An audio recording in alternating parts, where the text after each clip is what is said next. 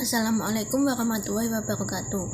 Sebelumnya perkenalkan, nama saya Dwi Kumarasari dengan NIM 21114200021. Di sini saya akan menjelaskan tentang hasil analisis saya terkait konflik batin tokoh utama pada novel Samantha karya Risa Saraswati menggunakan analisis psikologi sastra. Psikologi sastra. Apa sih itu psikologi sastra? Menurut Al-Ma'aruf, psikologi sastra merupakan salah satu pendekatan dalam mengkaji sebuah karya sastra yang melihat karya sastra dari aktivitas kejiwaan tokoh-tokohnya. Dalam pendekatan ini, karya sastra merupakan pantulan dari kejiwaan manusia. Pengarang akan mendeskripsikan gejala kejiwaan dalam bentuk teks sastra. Selanjutnya, pengertian konflik batin. Menurut Nurkianto, konflik batin adalah konflik yang dirasakan manusia dengan dirinya sendiri atau bisa dikatakan permasalahan individu. Konflik internal merupakan pertentangan dalam diri sendiri seorang tokoh cerita yang menjadi unsur esensial atau hakikat dalam pengembangan alur cerita. Selanjutnya, tentang novel Samantha. Novel Samantha karya Risa Saraswati mengisahkan tentang arwah anak kecil bernama Samantha yang cerita semasa hidupnya cukup menyentuh hati. Samantha DeWitt merupakan anak angkat dari pasangan asal Nederland, Baron DeWitt dan Hannah DeWitt, yang tinggal di Indonesia. Ibu kandung Samantha meninggal dunia tak lama setelah ia berhasil melahirkan Samantha. Meskipun hidup di keluarga yang kaya raya, Samantha hampir tidak pernah merasakan kasih sayang dari kedua orang tuanya. Bahkan ketika Samantha sakit, kedua orang tuanya masih saja sibuk dengan pekerjaan masing-masing. Untung saja ada pengasuh yang sangat baik hati bernama Kumi yang sangat menyayangi Samantha.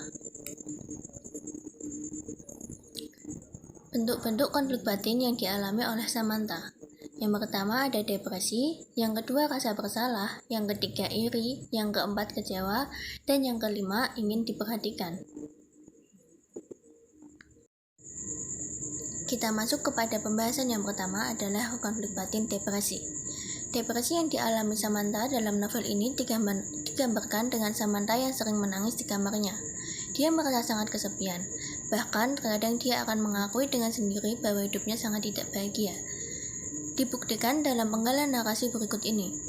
Samantha sering menangis sendirian dalam kamarnya yang sangat luas. Sesungguhnya dia kesepian.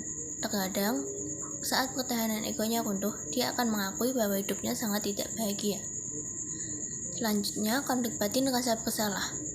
Selain depresi, konflik batin yang dialami oleh Samantha ada juga rasa bersalah. Ini digambarkan ketika Samantha sadar telah mengobrak-ngabrik kuburan adiknya. Ia menangis dengan penuh sesal karena sudah membongkar kuburan adiknya yang sebenarnya tidak bersalah.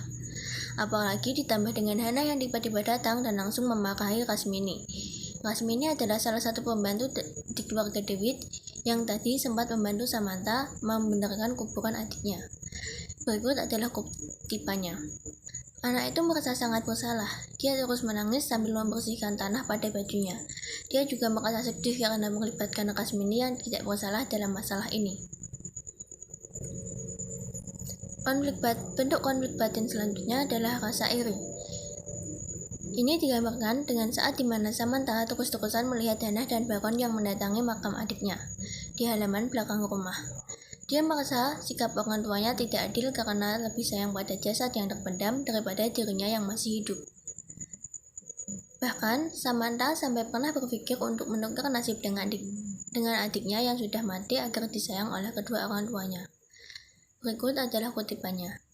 Maaf jika aku sangat cemburu kepadamu, adikku, karena meskipun kau telah mati, papa mama selalu mengajakmu berbicara, menyapamu dengan hangat meski terhalang oleh tanah. Aku lebih baik mati saja daripada hidup kesepian seperti sekarang. Jika boleh, aku ingin bertukar tempat denganmu. Konflik batin yang selanjutnya adalah perasaan kecewa. Ini digambarkan dalam cerita ketika Samantha yang saat itu sakit-sakitan, bahkan sampai dilarikan ke rumah sakit, tidak melihat kedua orang tuanya datang untuk menjenguk bareng sekalipun. Mereka tetap tidak peduli dengan Samantha, hanya membiayai biaya pengobatan tanpa memberi perhatian, dan itu sangat membuat Samantha sedih dan kecewa. Berikut adalah penggalan naskahnya. Sampai hari kepulangannya, anak berambut pirang itu hanya ditemani oleh Romy dan dijemput oleh sopir keluarga. Kasihan Samantha, batinnya menjerit meneriakkan nama Hannah dan Baron David. Dan konflik batin yang terakhir adalah rasa ingin diperhatikan. Hal ini digambarkan dengan Samantha yang saat itu mencoba untuk mogok makan demi mendapatkan perhatian orang tuanya. Tapi hal itu sia-sia saja karena Baron dan Hannah tetap tidak memberinya perhatian. Terkadang dia tidak mandi, tak menyisir rambutnya yang panjang, hingga tak mengganti pakaian selama berhari-hari. Tapi tetap saja kedua orang tuanya tetap mendiamkan Samantha. Berikut adalah kutipannya. Siang tadi, dia mogok makan karena menginginkan makan bersama mama dan papanya. Terkadang, dia memprotes sikap Hannah dan Baron dengan tak mandi, tak menyisir rambut, hingga tak ganti pakaian. Dia hanya ingin mamanya seperti dahulu kala. Penyebab dari tokoh Samantha mengalami bentuk-bentuk konflik batin seperti yang saya sebutkan di atas, tak lain adalah kurangnya perhatian yang Samantha dapatkan dari kedua orang tua angkatnya. Cukup sekian presentasi dari saya, kurang lebihnya saya mohon maaf. Terima kasih. Wassalamualaikum warahmatullahi wabarakatuh.